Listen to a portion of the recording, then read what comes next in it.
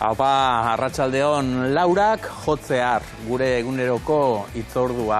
Eta ordu honetan, ez dakit gure barkua abiatzen ote den, edo gure barkua porturatzen ote den. Segia da, zuen etxetara etortzen garela ordu honetan, baina ordu honetan ere gure saioa abiatu egiten dela bideari ekiten diolako, ezta?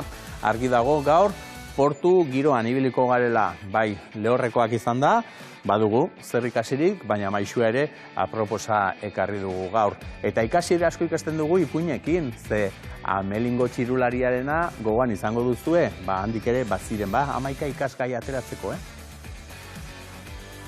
Bazen behin Amelin deituriko herri politx bat. Bertakoak pozik bizi ziren. Nahiko janaria zutelako. Herriko lurretan, artoa, garia, zekalea... Gogoan alduzue, nagusienek akaso gogoan izango duzue, nola ETV3 abiatu zenean, eta garai hortantxe, etxe honetan, ipupo mamua saioa ere egiten zen, zer eta galtzagorrirekin elkarlanean, izan ere hori da, txikienen artean irakurtzaletasuna bultzatzeko neurri eta moduetako bat. Beraz gaur horixe, aurrena portuen gainean Moiak izen horixe bera du Donostiko Itsas Museoak abiarazi duen erakusketa, eta bertako zuzendariarekin arituko gara, esan bezala ikasteko asko dugulako ongerora. Galtzagorri elkartearen lanari ere erreparatuko diogu, txikienek irakurtzaletasuna izatea nahi badugu, lana ere egin beharko dugu, eta haiek majo egiten dute. Eta azkenik Jokin Aierregarai etorriko zaigu Euskal modaren gainean azkenaldian nahiko albiste badelako, eta haien entresaka eginda etorriko da gaur gurera. Gogoratu non topatuko gaituzuen Txiolandian, itzokei, bekomarra EITB, eta postontzira idatzi nahi izan ezkero berriz, itzokei abildua eitb.eus. Martxoak bigarrena du gaur, eta badakizue 8. batera guztiak kolore morez jarriko garela eta emakumeak kontutan izango ditugula, hainbat ekimen bada emakumearen egunaren inguruan, besteak beste abesti honen aurkezpena. Kostaz ari garela, kostako emakumei entzundakoa da, ilaskiri askotan entzun diogu guk, ez da tortolaraino, izenburu horixe jarri diote Haize Arrosakoek azken abestiari, eta bideoklipean ere ikusten duzue, bi kostako emakume, biak erikaragarri maite ditugunak, Onintzaen Beita eta Ana Goitia, aldarrikatuz, horixe, tortolaraino daudela, eta gaur ipuinez eta kontuez ari garenean, matxiruloek eta aipatutako kontu guztoiek alde batera utzi, eta behingoagatik emakumeek hartuko dutela ahotsa eta azken erabakia. Garela berdinak, batzuk zuen alde gauden, ez bazarete hain feministak. Gizontasunen keriekin, popolaraino, gure ungera aurrera egin.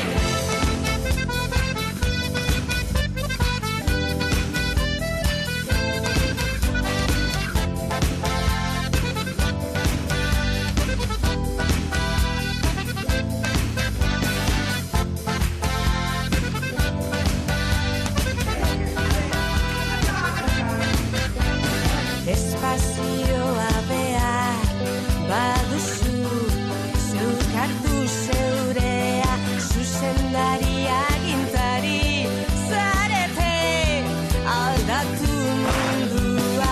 Da nola egingo dugu, erditikun nahi ez baduzue, arrautzako indik erdian, jarrita zue badituzue.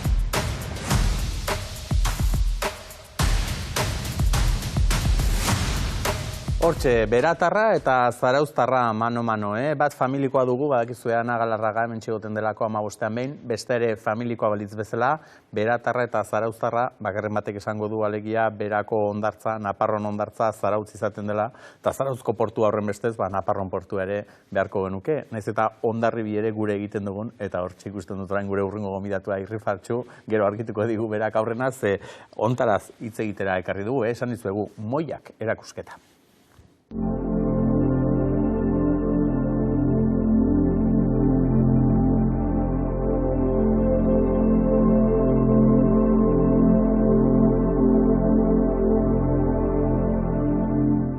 Xabier Alberdi, Itsas Museoko zuzendaria, Arratsaldeon. Arratsaldeon. Hortxe aurrerapenean ikusten da, iraganetik ere dexente izango duela erakusketak, baina etorkizunetik ere bai, ze iraganekoek etorkizuna nunbait aurrikusi zuten edo zerbait traza hartu zioten, Bai, nola bai duixen da gainea erakusketa honen lehen motifa, o bere hildo nagusia, ez? Alegia, Moiak beti hortxe, gure herriaren bilakaeran hortxe, muturrian, o zer esan handia izan duten lekuak izan diala.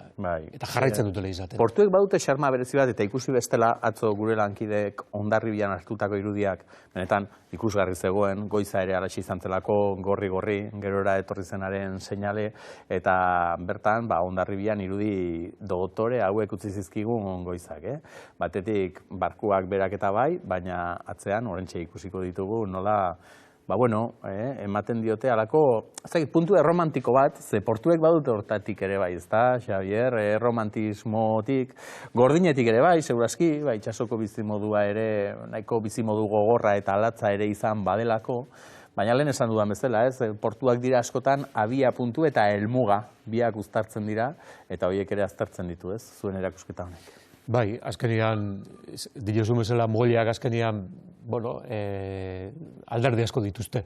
Ez da bakarrikan, arrantza portu bat ikusten egea, Hondarribikoa, ez da bakarrikan arrantza portuen, o arrantza untzilen egon leku bat, o arrai deskargako, arrai salmentako leku bat, ate bat da, zu izan dezu, azkenian harremanetarako ate bat da, merkataritza harremanak, kultura harremanak, giza harremanak, eta horrek guztiak noski sortzen dugulako erromantizismo kutsu hori, asko dialako, Moietan gertatu dian dramak, tragediak, maitasunak, danetik. Danetik izango da, eta horregatik segurazki gure portuei, gure Moiei erretratua egiten badiegu, era berean erretratu horrek ere balio dezake gizartearen erradiografi gisa, eta horregatik zuek bertan hartu dituzue gaitzat, jakinda nolakoak garen, nolakoak ginen, nolakoak izan nahi genuen, hortaz aritzeko aukera ere emango dizuela,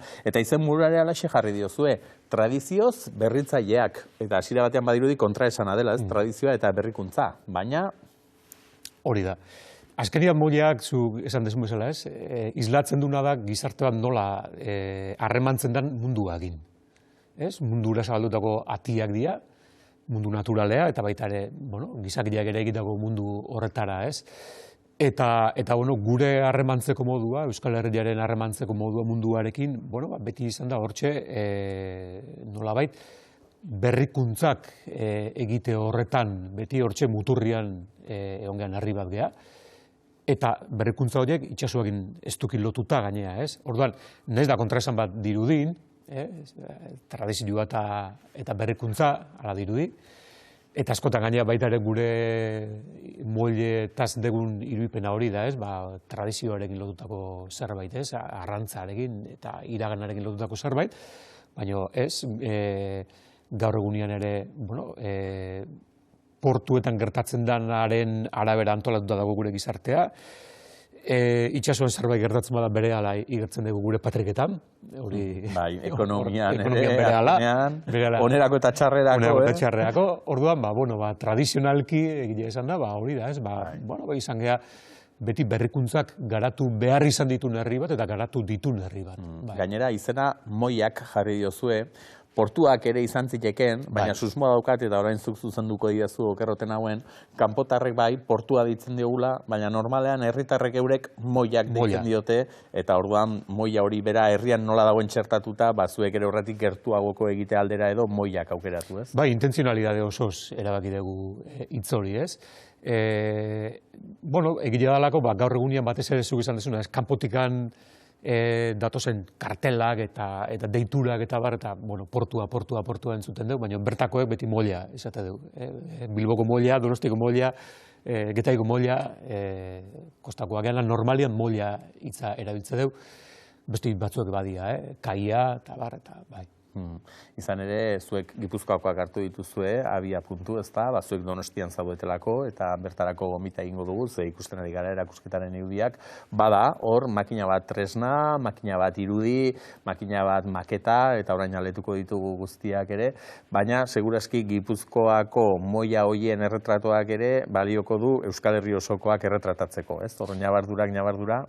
Egilea da, gehien bat Gipuzkoan zentratu gehala, batetik gauden lekuagatik, baita ere gure bildumako piezak gehienak Gipuzkoari dagokilelako, bitu gontxe bertan ikusi dugun margo eder hori, da Bizkaian ere egitako itxasontzi bat, eta Bizkaiak ere badu lekua, Lapurdik ere badu lekua, zergatik berrikuntza alderdi hortan, noski, ez litzake posible izango Gipuzkoara bakarrikan mugatzia gure euskal moien ikuspegi hori. Puntan hor egon dialako, esango binduko Euskal Herriko moia danak, ez? Eta egia da, arlo desberdinak edo atal desberdinak landu dituztela, baina Bilbo nola utzi dezakegu kanpuan.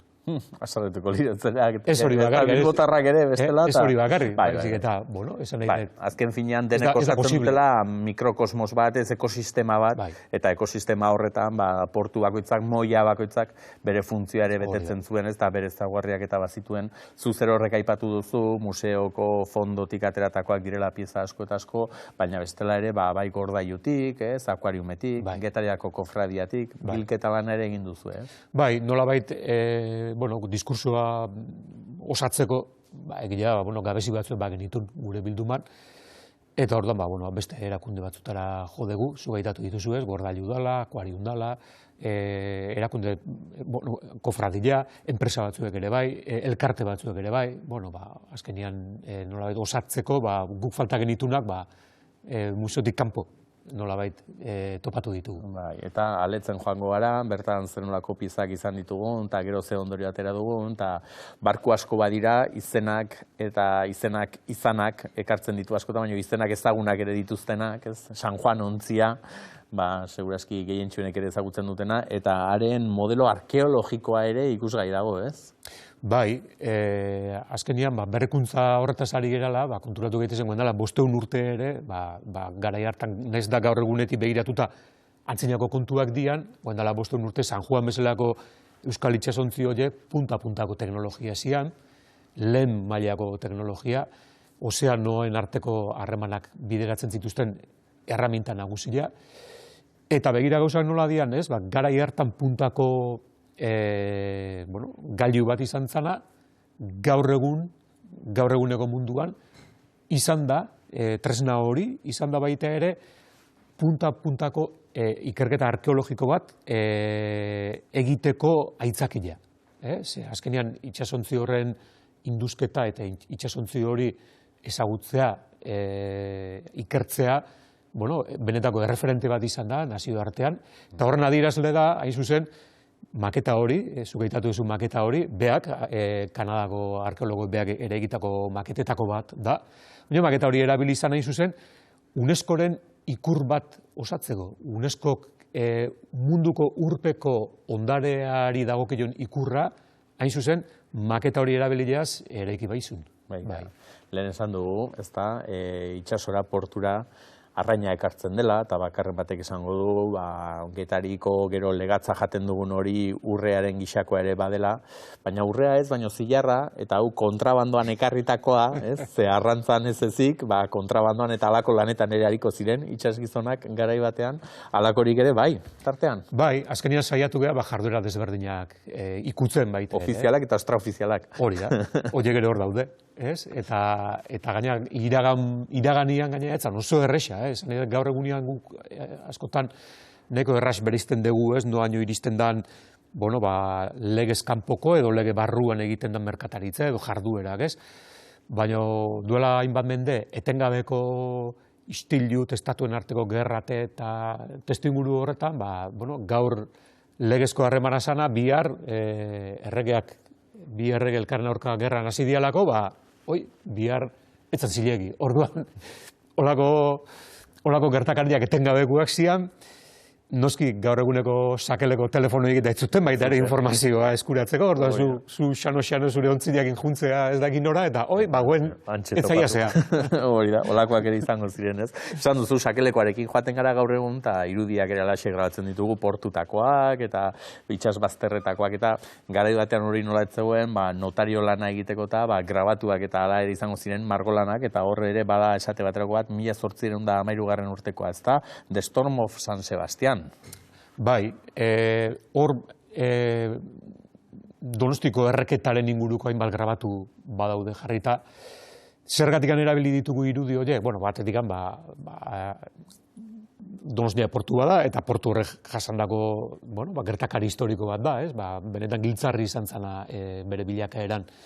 Bestetik baita ere, hor 19. mendeko gertakari horiek, Napoleondar gerrakin hasi eta gerra karlistekin eta jarraituko duten istilu horiek, nolabait baita ere izango dira giltzarri bi munduen artean, ez? Nolabait mendetan zehar, lehen aitatu esun San Juan ontzi horren eta garaiko mundu hori, ez? Eta mundu horren nolabaiteko amaiera izango duen zuzen istilu gatazkatzu horietan, eta horri irikiko zaizkio batiak beste aro bateri dela industrialidadearekin, edo industrial iraultzarekin zer ikusiria daukan aro horreri irikiko zaizkio batiak. Eta nolabait hori, bilen arteko bisagerralan hori egiteko, ondo etorri zaigu baita ere Donostiko erreketaren tamalgarri horren, baina ondo etorri zaizkiu irudi horiek. Eta industrializazio garai hortakoa edo alda jeregi bera, ez? Ze horre, barkuak ordura arte, bestelakoekin hiltzen ziren, eta jeregi gasolinazko motorraren estatuko lehenengo prototipoa, omen. Bai, hainbat nolabaiteko giltzarri edo jarri nahi izan ditugu erakusketan. Nolabait, bizitan datorrena konturatu dain, esan degun hori, tradizionalki berritzaileak ez dela, ez dakit, eraikuntza dialektiko gutz bat, ez? Arrazoituta dagoela, benetakoa da. Izena eta izana dituela erakusketan. Hori da, ez? Eta hainbat eta hainbat, giltzarri daude, zuk aitatu ezun bat, ez? Hain zuzen, lehen leherketa motoreak, gasolinazkoak zianak, jere gitarrak Zumaian, estatuan lehenengoak, jere gitarrak Zumaian ere egizituzten. Eta ez, autoentzako, itxasontzientzako. Baina hori bezala, estatuko lehen burdinezko itxasontziak, Bilbon, La Navalen ere ikizian. Eta abar, badaude hainbat horlako giltzarri erakusketan zehar, nolabait adierazten dutenak nola Euskal itxas jarduera horiek eta itxas jarduera horiekin lotutako industria jarduera horiek puntan, ondian, jundaneko bi mende hauetan. Claro, bestea itxasotik ere, arrainak baina petrolioa eta ere bai. Eta izena San Ignacio de Loyola zuen, Espainiako lehenengo petroleoaren, haren oleoa ere bada ikusgai. Bai, hori da, lehen petroleo ontzila, estatuan matrikulatu zen lehen petroleo ontzila, Donostiko enpresa batena zen, eta hain zuzen pasarian zuten refineria, eta baita ere, estatuko lehen petroleo refineria. Orduan, holako aipamen asko daude. Lehen refineria, lehen ez dakize ontzi, lehen motorea, lehen, bai. Eta hortarako testu ingurua eta nolakoa zen, Xabier, ze bakarren bate burua astinduko zuen, beharrak erakuste omen du askotan nola dantzatu behar dugun, beharrak ere aginduko zien, buruari eragin eta halako konponbideak edo bilatu behar zituztela, baina haina intzindari izateko, haina aurreratu aritzeko, zer gertatu zen, zer tauka gure kresalak, gure salitreak, halako talentua, ze horratzen talentua ere bada. Hori da, nik uste bi arrazoi edo aipatu ditezke, ez? Batetik, gure herria benetan oso herri txikia da. Baliabide motxeko herria da. Ez dugu guk zilar mehatzea hondik izan, gure herrian. Orduan, berri horrian... Berarek dion bezala, ez da? Berri horrian ininber.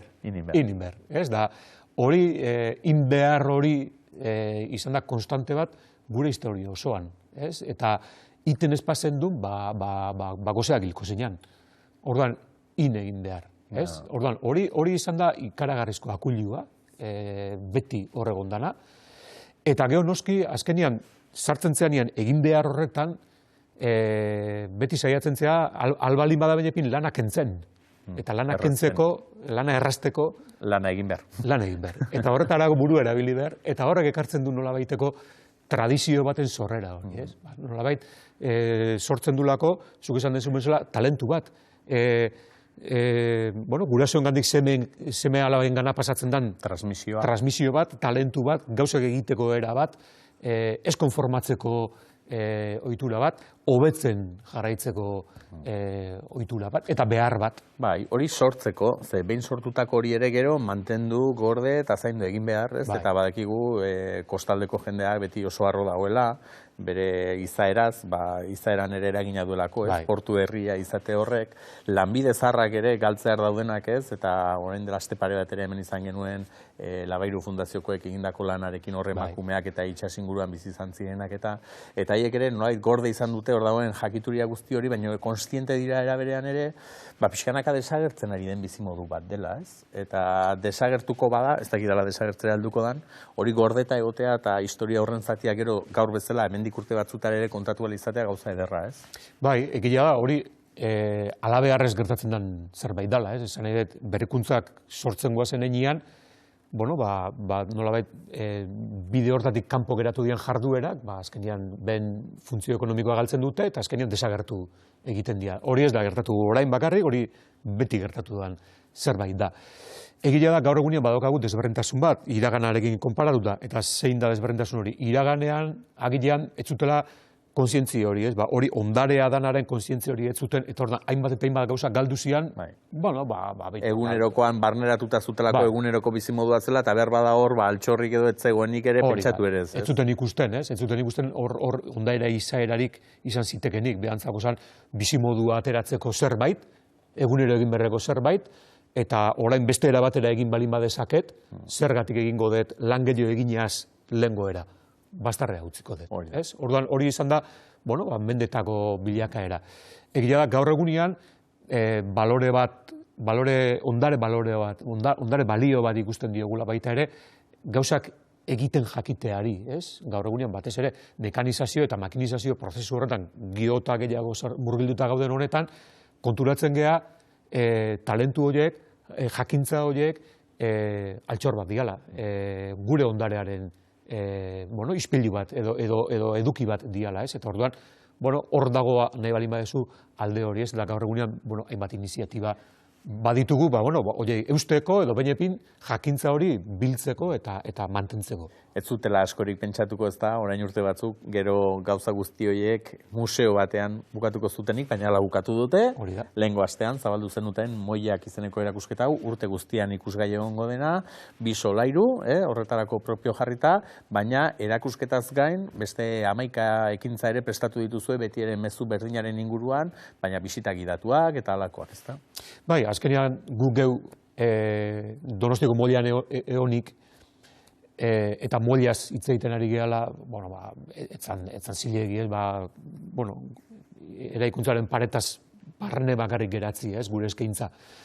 Orduan, bestetan saiatzen gara, baina hau egia da erakusketa honek eskuera jarri digula portutara ertetzeko aukera hori. Orduan, bai baditugu hainbat ekimen, batetik Donostiko portuan bertan bisita gidatuak eta bar egingo ditugu, nolabait museo barrenean aitatzen dian gertakariak, tokian bertan ikusteko aukera izango duguna.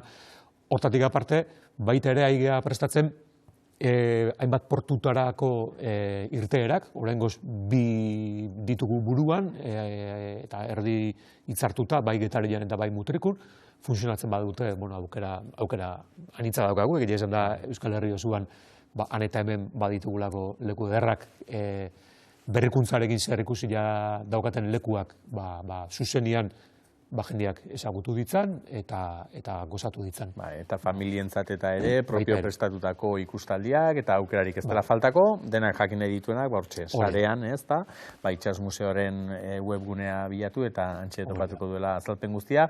Gaur momentuz ikusi dugu kotixi gixara, guk hemen zizkamizkak jarri ditugu, eta gero menu osoa nahi duenak, ze moiek hori ere badute, moiara joan, eta ikasi eta baina gero era berean, bira, ondo bazkaltzeko eta faltzeko ere tokia proposa bada.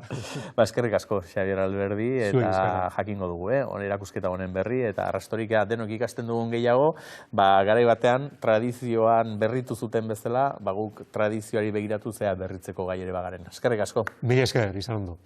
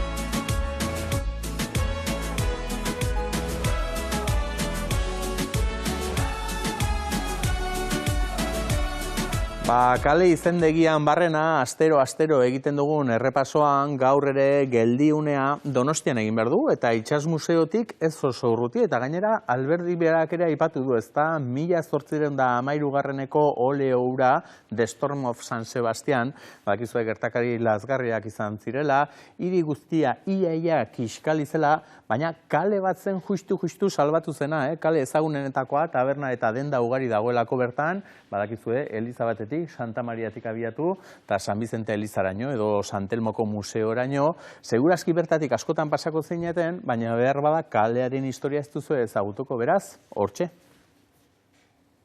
Aldezaharreko kale ospetsuena, eta nik ezagun nuke historiaren partitik ere Donostiko kale garrantzitsuena. Fetxa hartan gertatu zen Donostiaren historiarekin zerikusirik duen gertaera importanteena eta esango nuke larriena ere. Donostia frantsesen eskuetan zeuden, baina tropa anglo-portugaldarrak etorri ziren, eta justo fetxa honetan, abuztuaren 31an, hirian sartu ziren. Bretxa horratzean dagoen bretxa alako plaza bat, hor harresian ireki zuten zulo hori, ona sartu ziren, sua eman, lapurtu, bortzatu, hemen zegoen pertsonen artean erdiak hil egin zituzten. Garai hartan hemen zeirun bat eraikin zeuden, eta horien artean bakarrik gehatu ziren zutunik 30 bat gehatu ziren zutunik. Eta horiek gehatu ziren kale honetan. Gainera Urgulen alde hontan gehatu ziren, eta besteak suntsitu ziren. Hortxe, Donostiako historiaren berri ere jakin dugu, ezta? Itsasoaz ari ginela, piratak nola izaten ziren bizargorriak. Galtzagorriak, ez da gaizto edo pirata gixakoak ez ziren, bihurriak akaso bai, hori bai, itsasotik altxorrak ekartzen bazituzten, begira galtzagorrik, zer nolako altxorrak ekartzen dituen, Amaia Enebete, arratsaldeon. Arratsaldeon. Ze, hauek bai direla altxorrak, hemen ikusten ari garenak, liburu baino gehiago, iaia artelanak ere badira, ikusten dugulako denetarik badela, ezta? Ohiko liburuen formatukoak ere bai, baina gerora irudiekin eta erliebekin eta jokatzen duten liburuak, ezta? Hau da, begietatik sartu behar dutela, ezta liburuek? Bai, hau da, aurreta gazte literatura, sekulako aberastasuna, sekulako askatasuna, sorkuntzaldetik, hau adibidez, tipi-tipia, album bada, album ilustratua da, beraz, aberastasuna da. Liburu hori irakurtzeko. Eta denendako den literatura da. Hau biziki importantea da. Bai, zezuk esan duzu, denendako da, eta gainera honek ekartzen digu guri inbidia. Ze esaten dugu, guk ere nahiko genuke, aur txikiak izan, halako liburu hartu, eta liburu horrekin miresteko, amesteko, ez? Fantasia mundu horretan buru belarri sartzeko. Bai, baina Nagusienentzako liburuek ere badute berea, baina hauek erakargarriagoak egiten zaizkigu. Baina horiek denendako dira, ez dira bakarrik aurrendako. Nik beti diot kontrarioa izan behar litaike. Aur literatura denendako literatura da. Eta helduen literatura, helduentzat bakarrik. Beraz behar ginuke helduen literatura deitu eta literatura. Gainerakoa. Zeta gainera nik alboma deitzen diot egualdean, gehienetan album ilustratua deitzen duzu. Baina nik alboma, berez alboma ilustratua baita. Eta alboma bat denendako da eta irakurketa maila ezberdinak ditu, gehienetan. Karo, eta jakin behar da horietan murgiltzen. Eta batzutan ez dakigunean, bakarren batek erakutsi egin behar digu, eta horretan ere aritzen zarete galtzagorri elkarteko, ezta? Bai, lana hundia eramaten dugu. Bueno, lana egina ere baduzu, ze 1980 urtean sortutako elkartea da. Hori da, elkarte zahar. 33 urte bai, eta orduan ere premia ikusi zelako, nolabait ere, aurre eta gazte literatura, naiz eta etiketak kendu beharko dizkiogun, gaur ikasi dugu gainera, ez da, HGL, esaten diozuela zuek, ez da, aurre eta gazte literaturak nolabaiteko bultzada bat edo behartzuela, eta besteak beste prestigioa eman edo balorean jarri egiten ari zen lana, ez? Gaurxe esan dugun bezala, izen makina bat izen ere badagoelako, hortan dabilenik literaturan, eta horien lana eta balioan jartzeaz gain, irakurtzaletasuna bultzatzea. Bai, helburua iniz ditu, ordan egan duzun bezala, astapenean unibertsitateko jende batzuk sortu zuten, garaian, ohartu baitziren etzela elkarterik horren inguruan. Eta eskasa bazen, beraz Galtzagurri elkartea sortu zuten, eta ondituz joan da, eta orain uste dut gizarte osoan, esparru guzietan lanean ari dela Galtzagorri, hori da, bat aur eta gazte literatura sustatzeko, formazioak eskaintzeko, profesionalen arteko ere ezagutza eramateko, eta irakurzaletasuna sustatzeko. Egingo dugu lan horien errepasoa iruditzen bazaizu Amaia, eta berrienetik edo hasita, oraintxe izena emateko epea ere zabalik dagoelako, eta hori probestu behar dugulako, tailerrak antolatu dituzue, esaterako, txikienen artean irakurzaletasuna bultzatzeko, ez txikienentzat, baizik eta haiekin lanean ari den jendearentzat, ez? Azken finean, denok dakigulako ze garrantzitsua den inguruan duzun jendea bai etxekoa edo eskolan edo dena alakoan, segun zein tokatzen zaizun parean, harrek piztuko dizu poxpoloa edo harrek kenduko dizkizu gogo guztiak, ez? Bai, elkarteko grina handia da hori, bitartekaritzen, formakuntza eta bermatzea,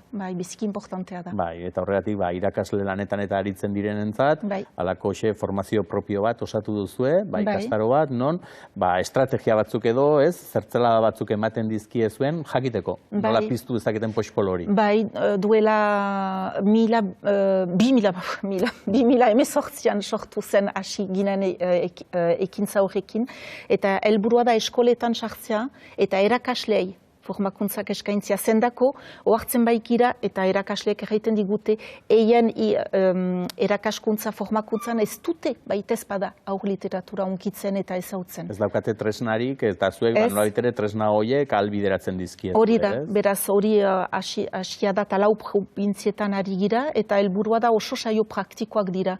Galtzagorriko langile bat heldu da, 25 liburu onenak edo aurkezten ditu, liburu horiekin egiten aldiren proiektu guztiak ikasgela batean, eta gero gida bat uzten zaie. Beraz, biziki interesgarria da. Eta bideoan ikusten ari garen bezala gainera, beste urteetan ikastaroetan eta parte hartu dutenak, pozik danak ere, ikusten dutelako baliagarria zaiela oso. Bai, biziki. Bai. Eta bada, hor, azpimarratuko nuke egoaldea eta iparaldeko ezberdintasuna. Bai, Bai, iparaldean Frantziako kulturaren eragina dugu, eta 1960an hasi zen aur literatura garatzen. Beraz, Frantzia da munduko pixkat eredua. Eta beraz, iparaldean, burrasuek erosten dituzte albomak eta gau guziz irakurtzen ipuin bat aurrei, eta erakasleak hainitz baliatzen dituzte ipuinak, albomak edo irakurtzen ikasteko, edo irakurketa ingurko lanak eramateko. Eta hegoaldean atzera xago. Bai, hori da.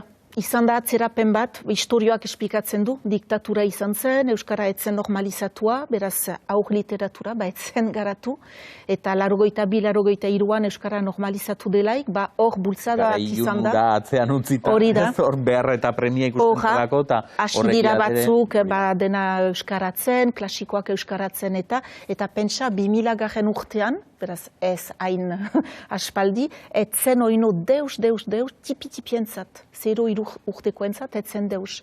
Beraz, garatuz joan den, eta horra bada ezberdintasun bat, eta eskoletan ere sendida.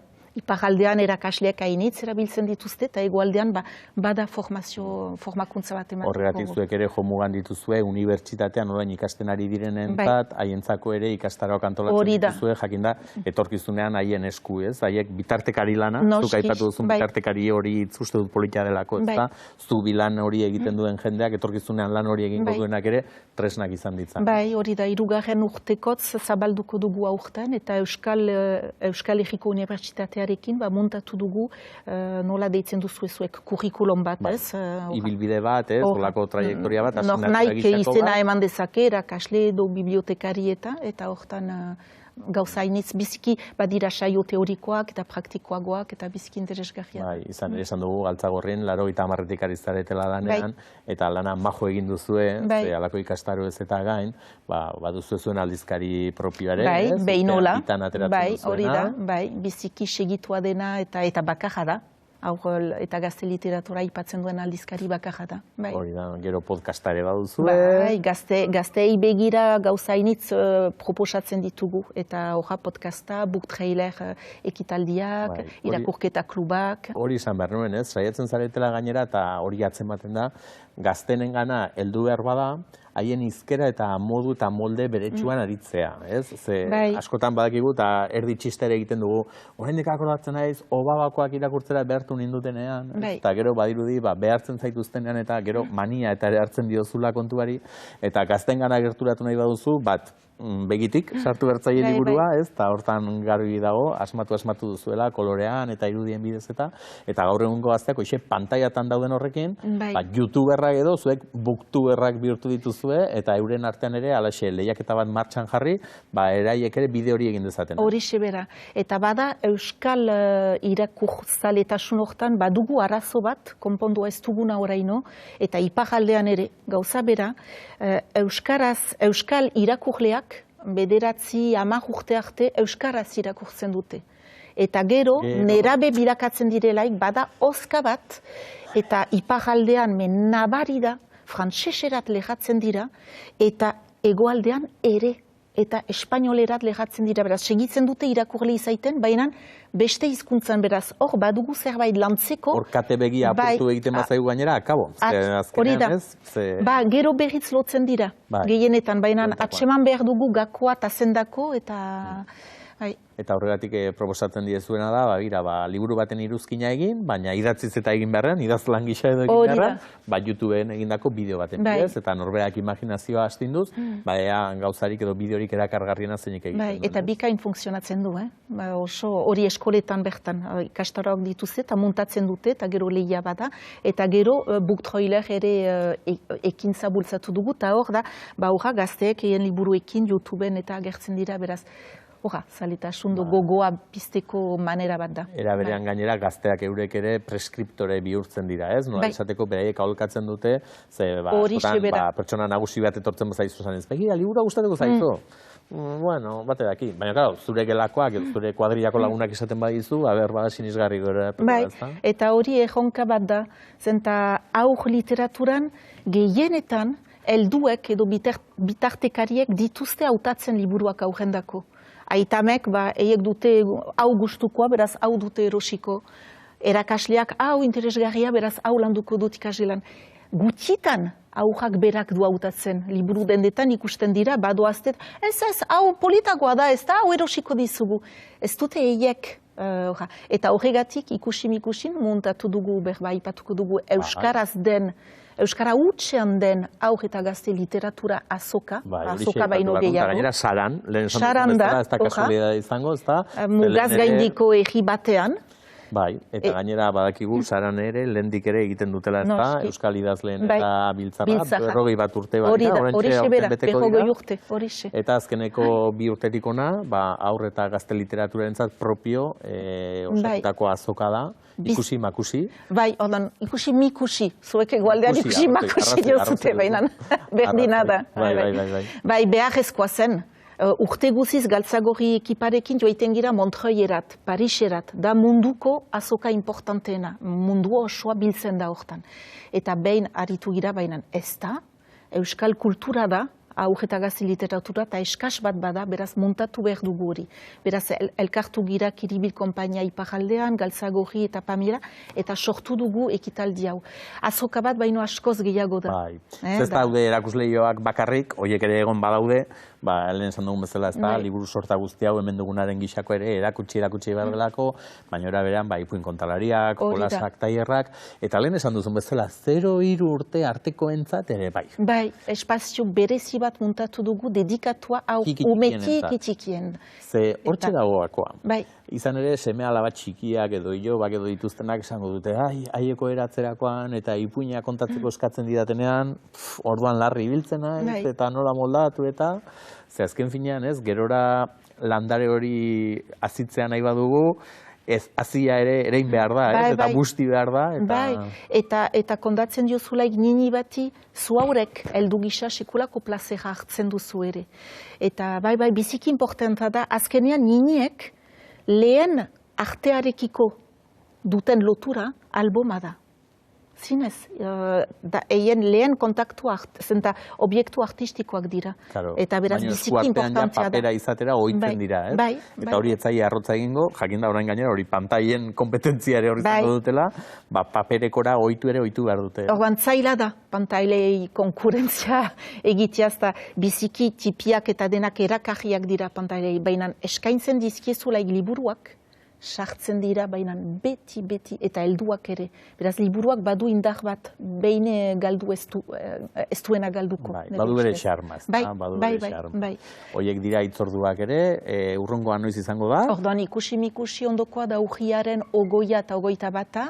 Ez dutan aheran da, bi egunez antolatua da, lehen eguna da eskolen eguna, eta profesionalen eguna, paralelikoki, eta larun batean familien eguna. Beraz, eskolen egunan, da zinez, Euskal Herri osoko eta hau da gure helburua. Bizkaia, Araba zaila da, baina Gipuzkoa eta Lapurdita batzea liburuaren inguruan. Jaz 1300 aur eta ikasle urbildu dira sararat, beraz ikuskizunak, tailerrak intuzte, topatu dituzte idazleak, beraz bikaina zen. Baina, horrat heldu naiz, bakotsak bono bat ukandu eskutan, 15 euroko balorearekin. Eta aurrak berak argitaletxean itzulia egiten zuen, eta hautatzen zuen gehien maite zuen liburua. Beraz bat lehen aldia da, aurrak hautatzen duela, eta bi egualdean gutxiago, baina iparraldean aur batzuen dako egin lehen euskarazko liburua zen. Eta etxerat sartzen dira horrekin. Eta impacto biziki eragina haundia du horrek. Gainera eurek aukeratutakoa bada ez, kontent, esan ez begira, nik ekarri dut, nik aukeratu dut, nirea da, eta... Altxok bat baliz bezai, eta ikusten bazinu banatzen ditugulaik bonoak, badakite ukanen dutela eta, begietan aurrak, baina niretzat! Iduridu altxok bat eskaintzen dizula, eta ala da. Eta nik gurutzatu ditut burraso batzuk eta duela 3 urte etorri zen egenen lehen hor, erraiten dautate, baina oino aipatzen digu ikusi. Beraz, horiek dira aipatzen zinituen asiak, asipat hori da. Eta asia zer da, emozionia plazera hartzea liburuari esker, hau da gakoa. Eta lehen esan dugu ez, eta hitzordu batzuk aipatu ditugu, non gazteak, gurasoak, familiak gerturatu egin behar duten, baina zuek aitzakirik ez izateko zuek ere kontrako bidea egiten duzu eta herri bazabiltzate izkiazka ekimenarekin esaterako. Erakusketa ibiltari bat, orantxe ikusiko duguna, non abezedariotik abiatuta, garrantzitsua edo ikasten dugun lehena abezedarioa da, ez?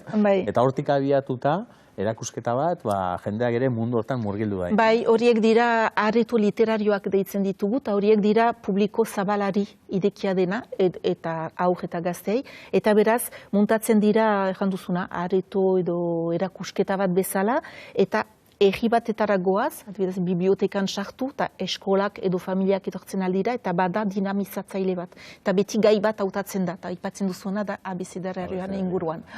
Beraz, ikusten duguna da, hemen arratsalde osoa eman genezakela Amaia, zelana majo egiten duzue, gustora gaude gainera, tentazioa gainera liburu hartu eta irakurtzen hasteko, gaur hemen zizka-mizka moduko bat osatu dugu, eta gehiago nahi duenak, zuen webgunean ere sartu, eta bertan zuen ekimenen. Galtzagorri webgunean pilaka gauza agertzen da, eta bai.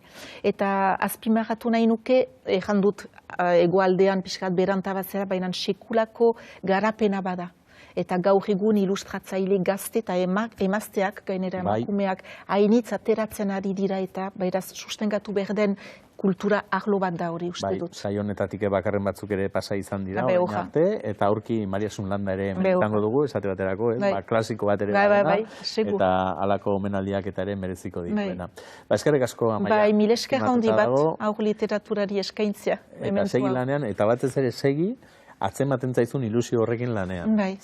Atzematen zaizu aurpegia, benetan, bizi duzuna eta ilusioa, eta esaten ari bada txikinen artean ilusioa piztu behar dugula, garrantzitsua da inguruan, zu bezala ilusio hori izango jendea izatea. Ikusi dut ahibatzean batzen gaitu. Uste dut aur eta gazte literaturak batzen gaituen gauza bat dela. Hala izan da bia. Mil esker handi bat.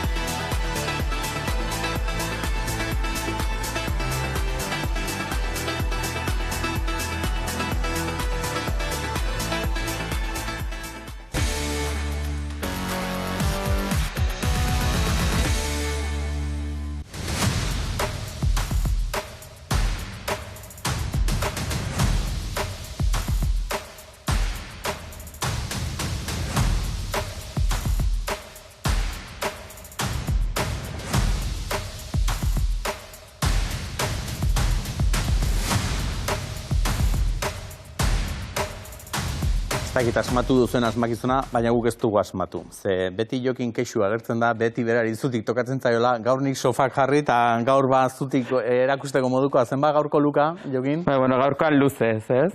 Euskal moda hitz egiteko dotore jantzi behar da. Nik aipatu behar nuen etiketa kanpoan utzi duzula edo poltsikoa edo, baina hola da, ez da? Horrela diseinua, horrela bilduma guztia egin du diseinatzaileak etiketa kanpoan dituela eta aldarrikapen mezu bat daramala. Beraz, hori ere, moda bada batzuetan. Ez dakitena da, kombinazioan asmatu dugun, ze zure txuritan, nirea beixa, ez dakit, ondo ezkontzen dian, pantaian igual bik txuri xamar, ez, igertzen da.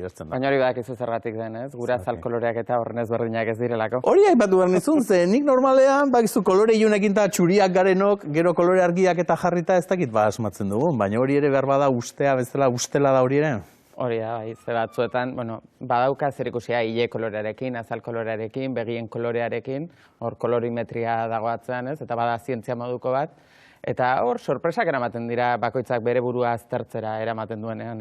Ez da. Gaurzuk izan diguzu Euskal modaren inguruan azken aldian badirela, 11 albiste, eta horien errepasotxo bat egin bertzen nuela. Nik nirea, ez dut markarik izango, baina segurazki denda handi horietako bateko arropa izango da. Beraz, badezpadere ez dugu esango zeinena den. Baina gaur hemen makina bat euskal diseinatzaile bai izango ditugula gotan. Eta aurrena Aitor Goikoetxea. Aipatu beharra daukagu, Madrilik sariarekin etorri delako. Hori da, bigarren urtez jarraian, Mercedes-Benz Madriden egiten den moda azteko gazte talentuen saria Euskal Herrira etorri da, kasu honetan Aitor Goikoetxea Basauritarrak irabazi du, eta, pozgarria da ez, 2 urtez jarraian, erakusten du Euskal Herrian badela kantera, gazte diseinatzaileen artean, arrobi sendoa daukagula, baina gainera, nik Aitorren estiloa asko maite dut, nik aspalditik daukat Aitor fitxatuta, sareetan asko ibili den mutil badelako, eta moda ikasi aurretik ere bazuen estilo oso berezia, oso provokatzailea, eta hori oso ondo eraman du moda mundura. Mesede bat egin behar diazu, aitortuko dizut justu astelenean dela saiora etortzekoa, bere saria hitz egiteko, eta hortzen ebien elkarruzketa nola prestatu, bakizu, nik arrasto hondirik ez dakidanez, haren lanarak edo ze ezaugarritu du Jokin edo zuk ze azpimarratuko zen lana. Aitorrek zerbait oso ondo egiten badu da puntua lantzea.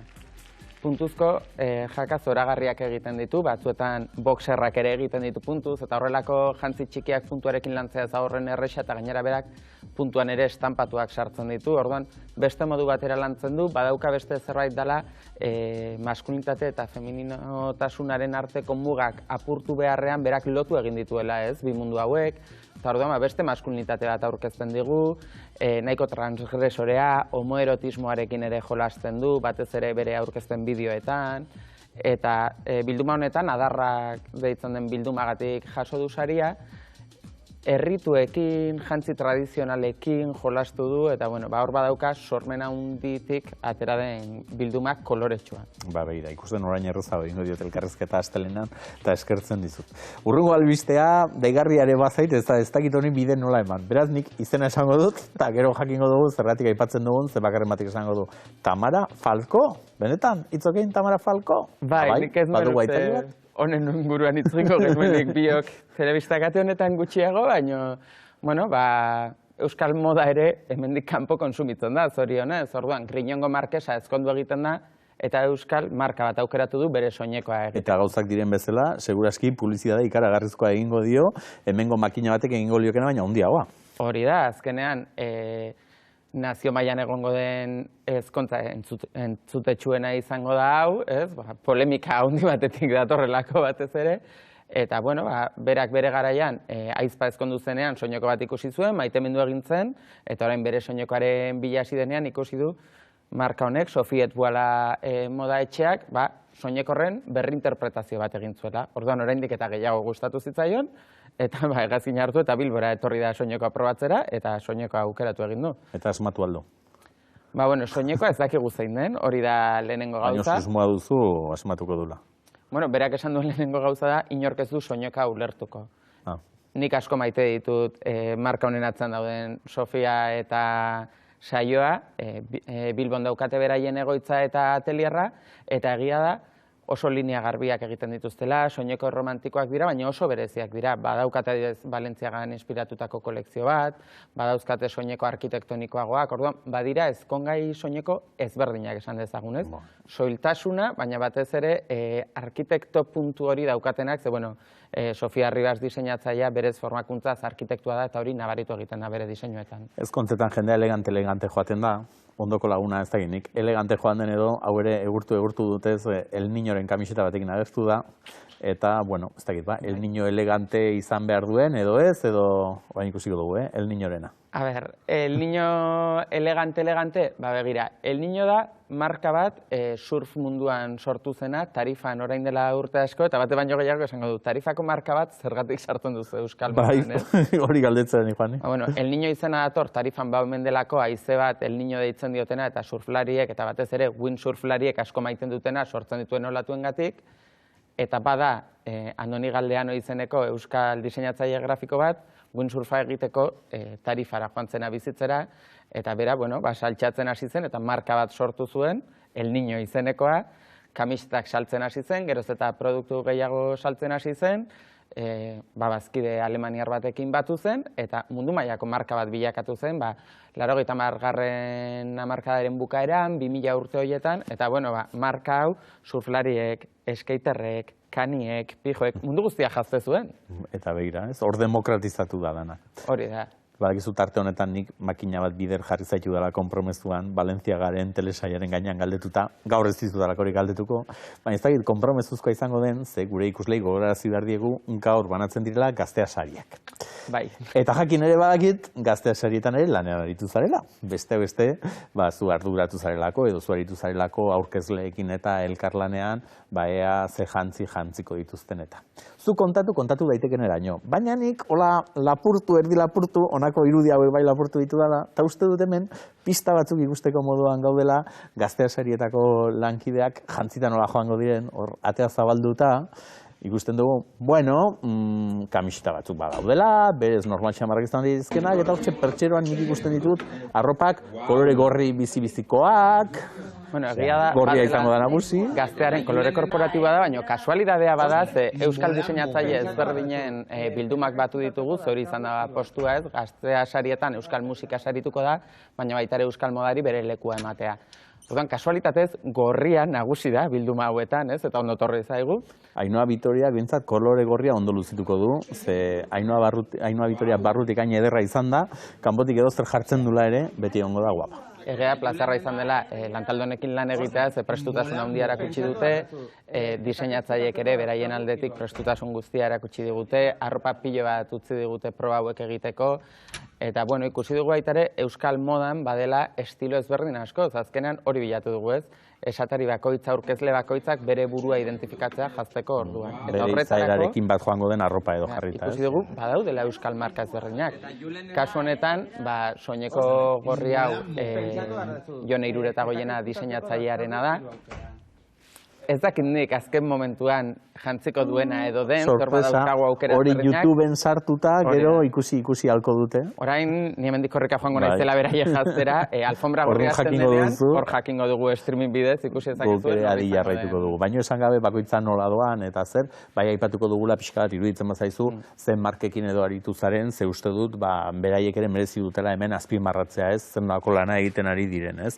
Eta esaterako Ural Crate edo Jon Alkainen marka. Hori da, oriotarra da bera, eta badauka moda ikusteko ikuspuntu ezberdin bat, ez? Hasteko generorik gabeko moda sortzen duelako Jonek Ural Crate markaren barruan, eta volumenekin lan egiten duelako, eta pixka eta arriskatuagoa delako orduan. Nik uste ematen ditudan pista hauekin nabaritu daitekela zein jantzi daiteken gaztean arropa honekin, baina bueno. Bai, aldaparena, de la cuesta. Noski baietz. Nork aukeratuko zuen horrelako gauza arriskatu bat, ez? Egia da, Jonek bilduma ezberdinak egiten dituela, baina badaukala sei oso pertsonal bat, badirela volanteak, oversize jakak. Orduan, bueno, jolas hoiekin balio izan digu baita ere, look berritzaile eta ezberdin bat sortzeko. Hemen saio honetan ere aipatu izan duzu, bakirko goko duzula, Einaut.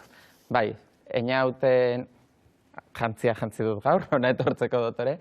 Baina egia da, Einaut euskal modan erreferentea badela, hemen ezagutzen dugulako, baina nazio mailan ere lan handia egiten duelako berak, eta, bueno, postu bat izan da baita ere, Bartzelonatik bere bilduma guztia ekarri, eta probatu alizatea, ez, hori donork ez du albidetzen, eta hori eskertzekoa da.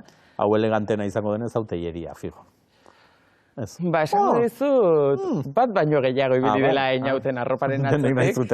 Beraz, badago hor nora aukeratu eta bat baino gehiago jantziko dira Einautetan. Gero beste markare ezaguna, Loreak Mendian.